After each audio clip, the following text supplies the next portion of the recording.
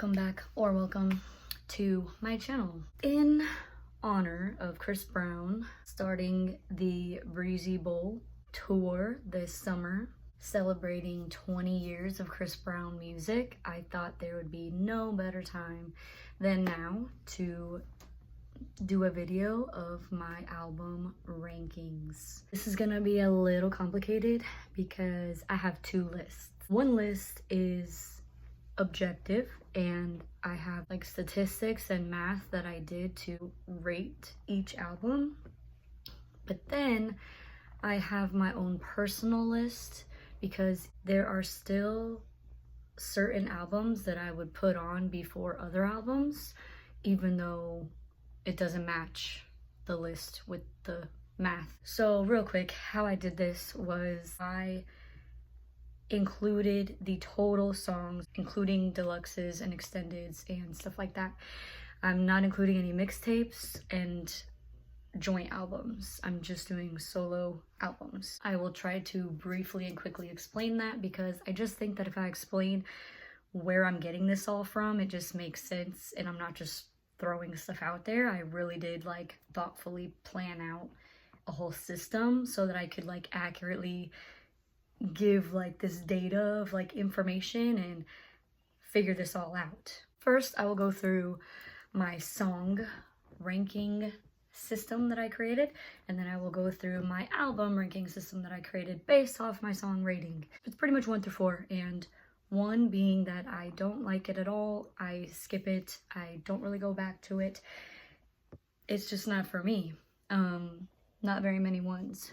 2s, there's a handful of 2s. 2s are like, it's alright, or it's neutral. It's still a solid song, but I would skip it sometimes, or I don't really find myself going to put it on. 3 is that I like the song a lot. And then there's 4, and the majority of the songs are 4s. And that means I love the song. And 5 being a category that I'm not really gonna go into detail about because it's a really, really rare category. It's like almost nobody makes it in type of thing. And if you want a little bit more detail on that, you can watch my 11/11 album review, and I go a little bit more into detail of like the 1 to 4 type thing. But it's pretty much that. Because I have this 1 to 5 system, I went through every single song on every album and rated them. And I took the 2s and the 1s and I added them up, and I took the 3s, 4s, and 5s and I added them up, and I had a fraction. And then I turned that into a percentage. So the percentage is ultimately the ratio of 2s and 1s versus 3s, 4s, and 5s. And while I go through the list, I'll just briefly talk about any type of tour or show that came along with this album because I have been to every show that he's had in Arizona, at least. Just there's no other video I'm gonna like ever mention that with than when I'm going through all the albums. I'm just gonna go forward and backwards. So at number 1, we got the debut album, Chris Brown, A True Gem. This is a 10 out of 10. I also want to note that I did not include the intro song and the thank you song. So without those, what I calculated, it has 16. I have no 1s, no 2s, 3 3s, 9 4s, and 4 5s. That album has the most 5s. It's just 4, and it's a small album compared to the other ones. It's timeless, it does not get old. This tour was, he obviously had his first tour. It was called the Up Close and Personal Tour.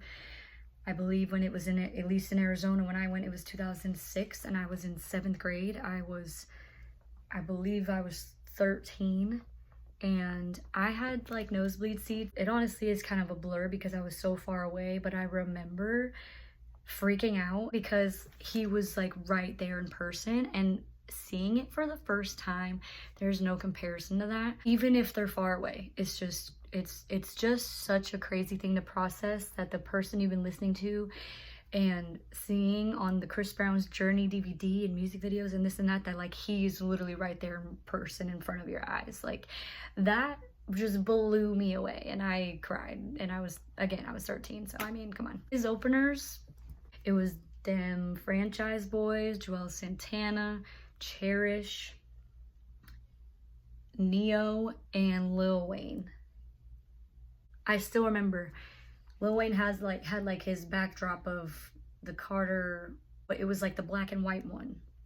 And that was like his whole little backdrop. Like Lil Wayne opening for Chris Brown, it sounds crazy nowadays. And I loved Neo at the time, and I just remember just beginning to end openers, everything was great. It was me and my friend Gabby and my mom, obviously, because I was 13. Number 2, we have another 10 out of 10, and it's Fortune. Real quick, let me just say before I go any further that I think I have a lot of unpopular opinions when it comes to ranking and rating Chris Brown songs or albums. I feel like I am the contrary, and hardly anybody ever agrees with me. And I'm just going off of like YouTube views, streaming views, Twitter, Discords. Like whenever there's a post or a discussion about ranking the albums or this song versus that song or da-da-da-da-da, I feel like I am one of the rare opinions that says like the opposite of what the majority of people are saying. Fortune is number 2 with the same score as the debut album, 2012. I also thought that I had gotten the deluxe version of like every album ever, and I guess I didn't. So there are some on that album that I actually didn't really even hear until recently, and I love them. Fortune has 22 total songs. There's no 1s, there's no 2s, which automatically makes it a 10 out of 10. I have 6 3s, 15 4s, and 1 5. I also don't recall there being a tour with this album. Number 3 is Breezy, and this honestly caught me by surprise. This one, I'm not gonna lie, this one did take me a while to warm up to. It was like a slow burn or something. It just didn't. But then like when it did come in, it again, like almost the entire album has like no skips for me. But it does have a lot of songs that like I gotta be in the mood for if I'm gonna like listen to the whole way. It has 33 total songs. It has no 1s, 2 2s, 13 3s, 19 4s, and no 5s. Breezy has a 9.3 and comes in 3rd on my list. 2022, the album came out, and the One of Them Ones tour was going on that summer with Lil Baby. We got Breezy here. I haven't ever actually put the CD on. This is the last album that came out that actually even came out on CD, and I bought it just because I wanted to own all the albums on CD because that's like my generation of stuff. But he didn't do one for 11/11. He did the vinyl. I just gotta show real fast, like, look at the art in this CD. These pictures are really good. Like, what? This is cool. The colors and stuff.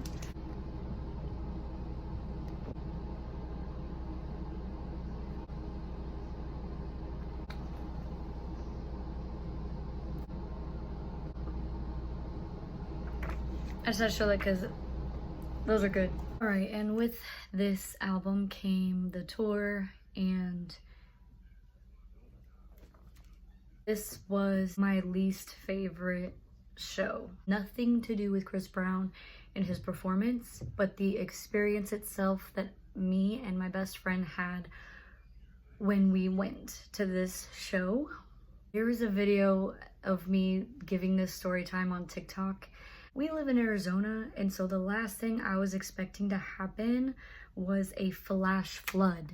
And I'm not kidding, like I thought I knew what a flash flood was, but I didn't before I experienced that day. By the time we got to my car, we were literally soaked, like our hair, our clothes, our undergarments, our shoes, our socks. So I almost ended up leaving because I thought the show was done. And as I'm like about to drive off, I hear the whole crowd inside cheering and the whole concert going on that I'm missing because I'm in my car and I'm about to leave because I'm drenched and I think the show is canceled because of some rain. So I park and we go back inside. I missed him coming out. By the time we get to our seats, I could barely see him by the way everyone was like standing and stuff. And not to mention that I looked like I jumped in a pool and got back out and watched the entire show like that. Definitely something I laugh at now, but that was just the worst experience. I'm not even gonna lie. But performance-wise, like I went back and watched that whole show on YouTube and feel like I enjoyed that way more than when I was there. Because I didn't even realize he did half the songs that he even did. I just couldn't even like enjoy it. So it was just not the greatest. He did a lot of songs from this. Like normally he does a lot of like hits and past songs, but he did a lot of songs on this tour from this album. And that's why I wish I would have been able to enjoy it. Number 4, unpopular opinion of mine. We got Graffiti. Graffiti is at an 8.3 at 21 songs. It has no ones, 3 twos, 6 threes, 11 fours, and 1 5. So I was a sophomore in high school when this came out. I loved it when it came out. I did feel like it was a little different, and it is a little different. To this day, I can understand why people don't love it. And it was when he really first started to tap into some really different genres, like with Pass Out and IYA and stuff like that. Like he had not done that yet, like to that extent. This was a rough time. If you know, you know.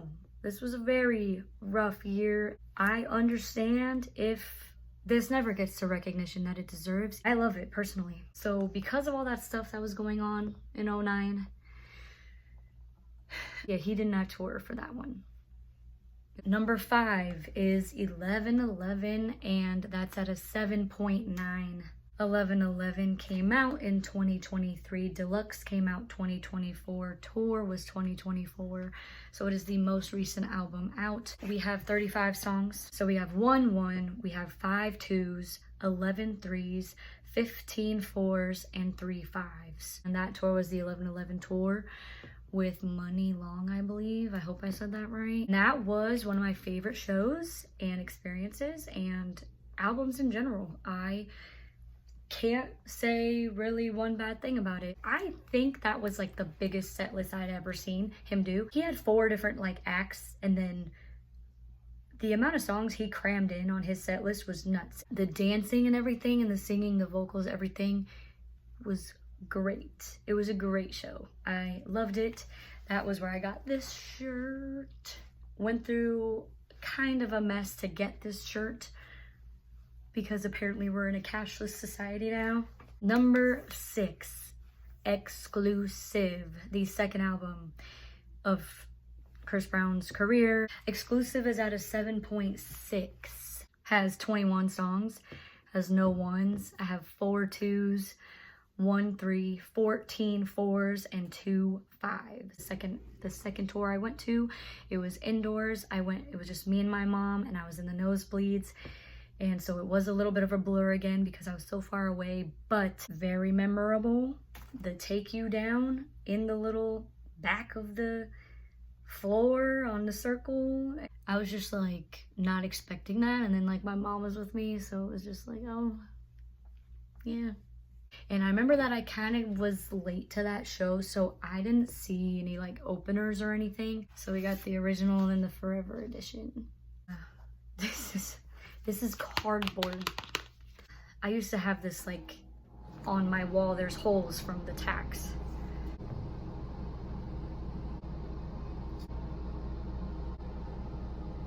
I even had this on my wall actually because there's holes here too. Exclusive. Number 6, 7.6. At number 7, I have Indigo at a 7.2. This came out in 2019 and it had the Indigo tour in 2019. We got Indigo right here. I love this one because this one is honestly just like a whole vibe. This one is a good variety of vibes, I'll say. It has a good mixture of like fun and genres and vocal range, and I don't know, it's just an overall good balance of an album. Indigo has 42 songs. It has 2 ones, 7 2s, 11 3s, 21 4s, and 1 5. The Indigo tour was Joyner Lucas and Ty Dolla $ign, and I honestly didn't really see Ty Dolla $ign much, but I did see Joyner Lucas, and that was really cool because he was like going through the crowd on the floor while he was doing, I think it was like I Love or whatever. And that was like, I have a Snapchat of it still. Like that was so fun and exciting actually, because that's like what I walked in on like when I got there, and it was just, I don't know, it was lit. Like it was super fun. Like the whole crowd was like hype. Definitely a good show. That was when he did like the memory lane and stuff. He hadn't, before that tour, he hadn't done like that many old songs in a while, and so I really loved that he did add that little memory lane section. My mom passed away shortly after this album came out. 2 weeks after this concert, like my mom, it might have been 1 week, went into the hospital, and I told her that he did like this memory lane thing, and she was like, oh, I love when they do that. Sometimes it just takes me there, and I'm like, it kind of ruined it for me in a way, but like it didn't, because the album is so good. It's just the memories around that time are just not good, and it's just it's a tough one. At number 8, I have X at a 6.2. I believe that came out in 2014, and that was also a little bit of an iffy time. So X represents that 10-year mark for him. There are 22 songs on X. I have 1 1, 5 2s, 5 3s, 9 4s, and 2 5s. I also don't believe X had a tour, at least where it came to Arizona. There was no show in Arizona related to this album. This is where I feel like one of my unpopular opinions is, and I feel like this is a lot of people's like top 3, and it's not for me, honestly. It is a good album and I do like it, obviously. Go watch my X album review if you want to know more. This is one that I wouldn't say it's overrated, but I would just say that I am one of the, I never really see that many people that put X where I do on a scale. For me, X is a little on the lower end, especially when we're comparing it to some of the other albums. And again, it's not like it's a bad album, because it isn't, but it's just not, it's not one of my top 5s. And I always see X really high up on people's lists. Number 9, we have Fame at a 6.1. Fame has 18 songs. It has 1 1 for me, 4 2s, 1 3, 9 4s, and 3 5s. One of the smaller albums also. I actually like this album more than X, but according to my ratio system, it put X slightly higher than Fame. And I think that's only because X has more songs. Fame was the first Grammy winning album. And this tour in 2011, I was a senior in high school, and I went last minute, and this was hands down probably my favorite concert. One of my top 2 favorite concerts, mainly because of the openers, plus like the era that this was all like in. It was at the outdoor venue, and it had Bow Wow, Tyga, and T-Pain, and all of their performances were top tier, hype and energetic, and just like, it was a party. It was so fun. And it started raining a little bit, and I remember being impressed with T-Pain's vocals, and he was like singing for us like a cappella, and Tyga was like very energetic, and Bow Wow was good, and it was just so good. Like they did Best Love Song, like T-Pain and Chris Brown together, and I just remember that was like a peak moment because the entire crowd was just singing. Definitely one of the best shows. I remember it like it was yesterday. Number 10 is Heartbreak on a Full Moon at 5.7. Now, don't get me wrong. 5.7 is a low number, but it's only because that is the largest album that he has, and so the ratio is insane. Number 10, because there's 57 songs. So my ratio with this is there's 5 ones. There's 5 songs I don't like out of 57 that I will skip. That's it. There's 12 twos. So that's a little rough. 10 threes, 27 fours, and 3 fives. This album has the most number 4s, obviously though, because it's the largest album. Now, I gotta give 2 tour speeches with this album. He had a Heartbreak on a Full Moon tour after he had the Party tour. The Party tour was in 2017. Heartbreak on a Full Moon tour was 2018. The Party tour, he did Party, and Party is on this album, but he had a separate tour for this album, so it's like really weird. He had this just random tour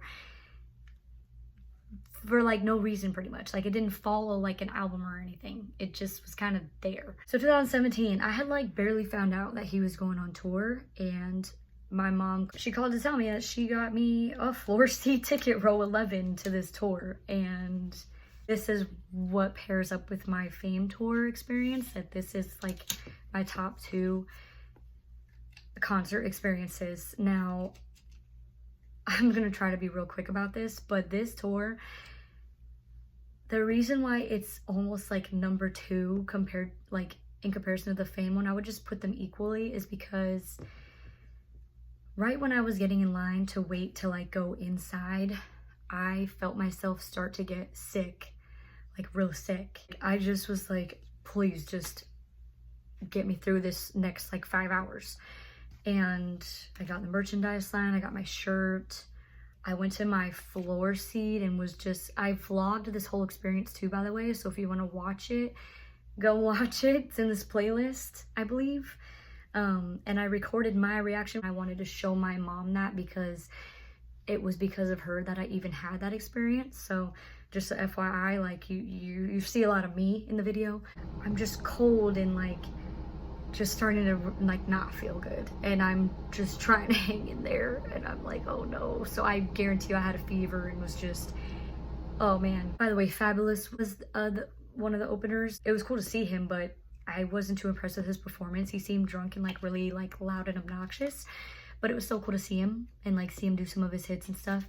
And they did like a couple of the songs, I believe 1 or 2 at least, when Chris Brown was out. Then Chris Brown came out. Seeing him that close for once and like for the first time was just a whole other experience, because it's like, yeah, you're right there, but you're right there. I can't.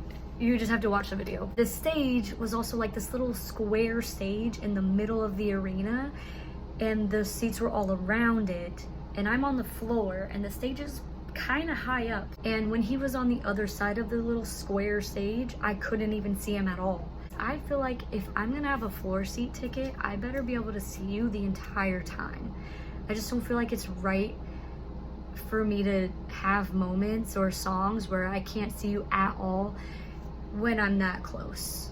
Like, I just feel like that's not fair. So I didn't like that. I just kind of wish that I would have got a floor seat ticket to like a different concert where the setup was different, because if it was like a regular stage, I wouldn't have had that problem. I would have probably still been looking up because it's like high up, but I would have been able to see him the whole time. So it was like, that sucked. Like, I wish like, oh, like why'd you have to have this stage set up now when I'm actually row 11? Then we have the Heartbreak on a Full Moon tour that followed this album.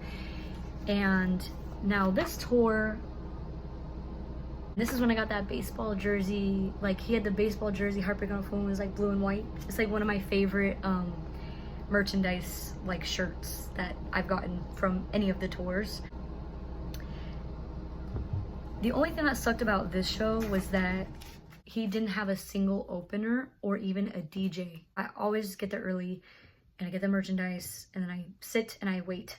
I just remember sitting there and sitting there and sitting there and waiting and waiting and waiting. I love this one. Like a little royalty. And just waiting like for an opener or a DJ. and hours went by and like nobody told us anything. Like I at one point questioned if he was even going to come out and do the show because it just didn't seem like it was going to happen.